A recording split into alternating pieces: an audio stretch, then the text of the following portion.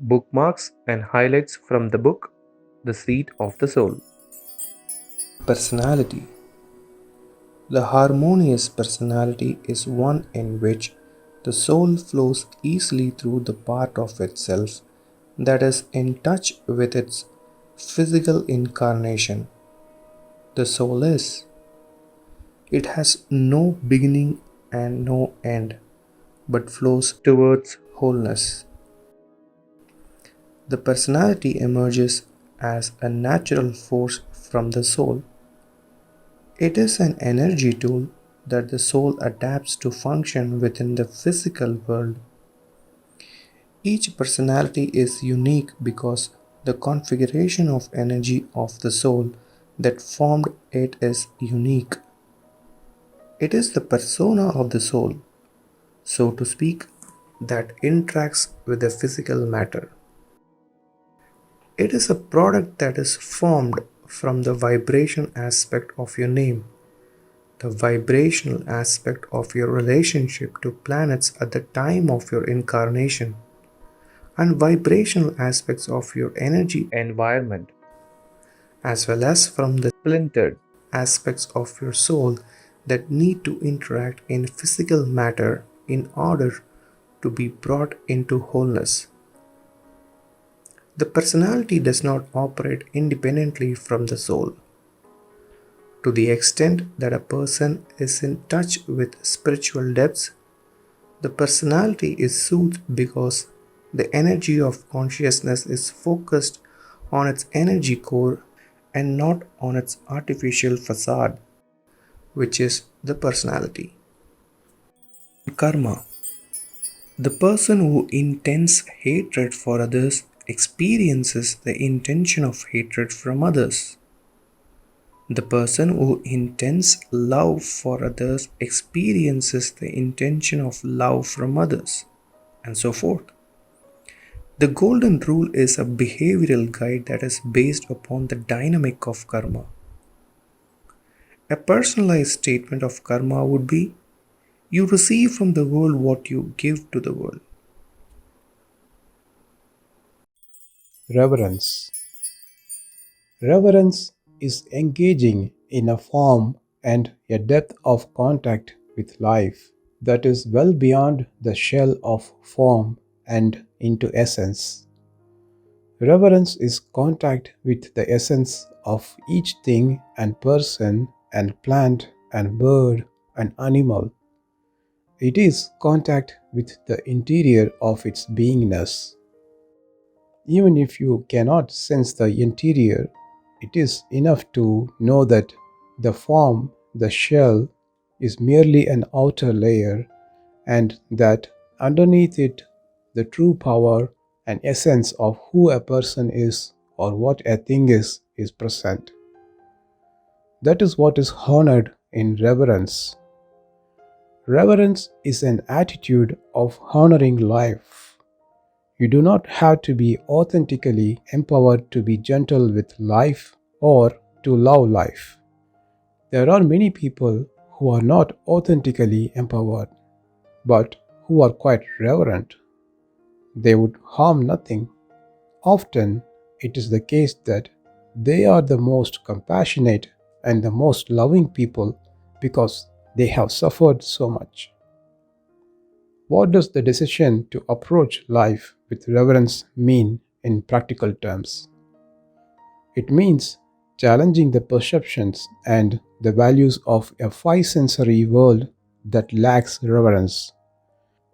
It is not always easy, especially for males who have been taught values that serve the accumulation of external power. An authentically empowered male will not be embarrassed or feel less than fully masculine by showing concern for life and for many creatures on our planet. This is very much the energy of reverence. Forgiveness. Forgiveness means that you do not carry the baggage of an experience. When you choose not to forgive, the experience that you do not forgive sticks with you.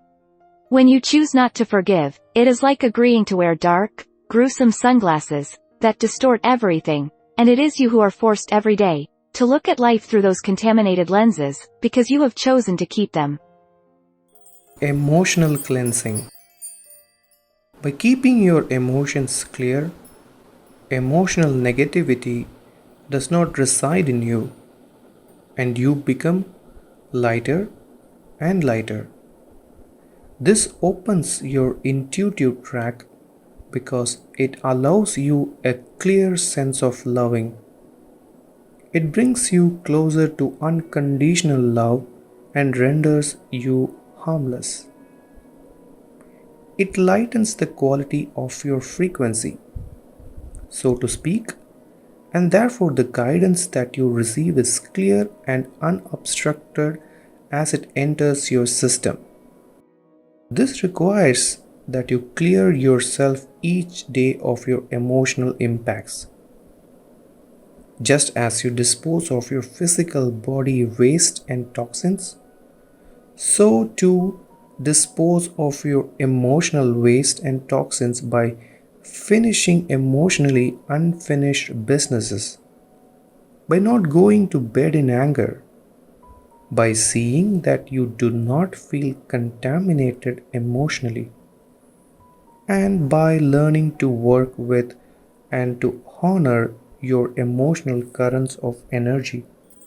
Non physical reality.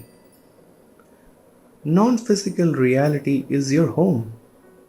You came from non physical reality. You will return to non physical reality. And the larger part of you currently resides in and evolves in non physical reality. The same is true for each of the billions of human beings upon this planet. Therefore, the majority of your interactions with other human beings occurs in non-physical reality. For example, when you think of loving thoughts of someone who is close to you emotionally, such as a family member, you shift the quality of your consciousness, and this contributes to his or her energy system. Guides and teachers. Guides and teachers assist the soul in every phase of its evolution. The number of guides and teachers that a soul has depends upon what it seeks to accomplish and its level of awareness. Souls that take upon themselves projects of more magnitude bring to themselves more assistance. Your soul knows its guides and teachers. It drew upon their wisdom and compassion in charting the incarnation that became you, and that part of their soul that is you will be gathered into their waiting arms when the incarnation that is you comes to an end, when you go home. You receive loving guidance and assistance at each moment. At each moment, you are prompted and encouraged to move into light. Spiritual partnerships. Spiritual partners bond with an understanding that they are together because it is appropriate for their souls to grow together. They recognize that their growth may take them to the end of their days in this incarnation and beyond, or it may take them to 6 months. They cannot say that they will be together forever. The duration of their partnership is determined by how long it is appropriate for their evolution to be together. An archetype is a collective human idea. The archetype of marriage was designed to assist physical survival. When two people marry, they participate in an energy dynamic in which they merge their lives in order to help each other survive physically. The archetype of marriage is no longer functional. It is being replaced with a new archetype that is designed to assist spiritual growth. This is the archetype of spiritual or sacred partnership. The archetype of spiritual partnership between equals for the purpose of spiritual growth, is emerging within our species. This is different from the archetype of marriage, which was designed to assist physical survival and in which the partners do not necessarily see themselves as equals. When individuals enter into a marriage, the ability of each to survive physically is enhanced. They are more capable together of finding fire, shelter, food, and water, and of defending themselves than they are individually. The marriage archetype reflects the perception of power as external. Illusions. Each personality draws to itself personalities with consciousness of like frequency or like weakness. The frequency of anger attracts the frequency of anger. The frequency of greed attracts greed, and so on. This is the law of attraction. Negativity attracts negativity, just as love attracts love. Therefore, the world of an angry person is filled with angry people. The world of greedy person is filled with greedy people. And a loving person lives in a world of loving people.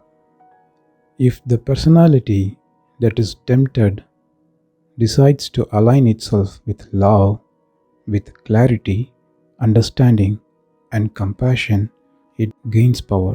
The impulse towards anger or resentment or vengeance loses power over it. And in this way, step by step, conscious decision by conscious decision, it becomes truly powerful. Power. You are only as powerful as that for which you stand. Do you stand for more money in the bank and a bigger house? Do you stand for an attractive mate? Do you stand for imposing your way of thinking upon others?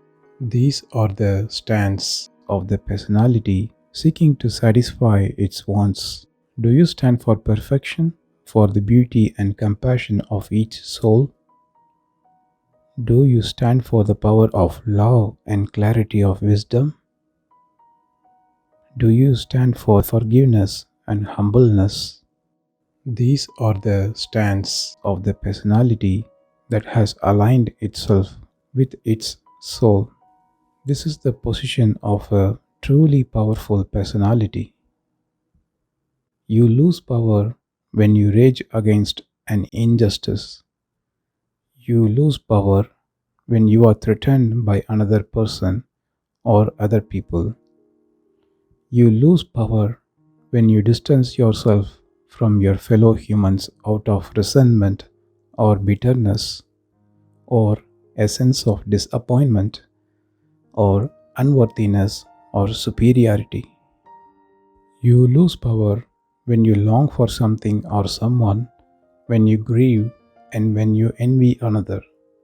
Beneath all of this is fear. Fear that you are vulnerable, that you are not able to cope without the person or the situation that you miss, that you are at disadvantage without that which you envy. You lose power whenever you fear. That is what a loss of power is. What are the characteristics of an authentically empowered human being? An authentically empowered person is humble. This does not mean the false humility of one who stoops to be with those who are below him or her. It is the inclusiveness of one who responds to the beauty of each soul, who sees in each personality and in the actions of each personality the soul incarnate upon the earth. It is the harmlessness of one who treasures and honors and reveres life in all its forms. Are you concerned for the earth? It is the humble who have never harmed the earth. What does it mean to be harmless? It means being so strong that you need not harm a creature. That is what it means. You are so able and empowered that the idea of showing power through harm is not even a part of your consciousness.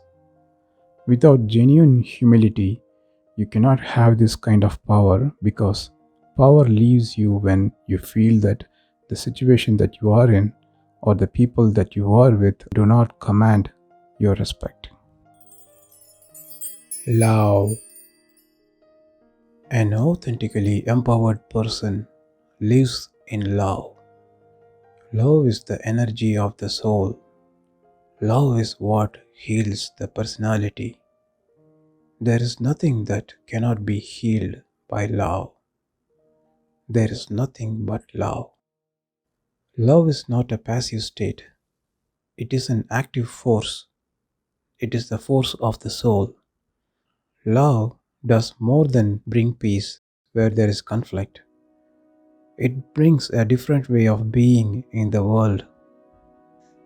It brings harmony and an active interest in the well-being of others. It brings concern and care. It brings light. It washes away the concerns of the personality.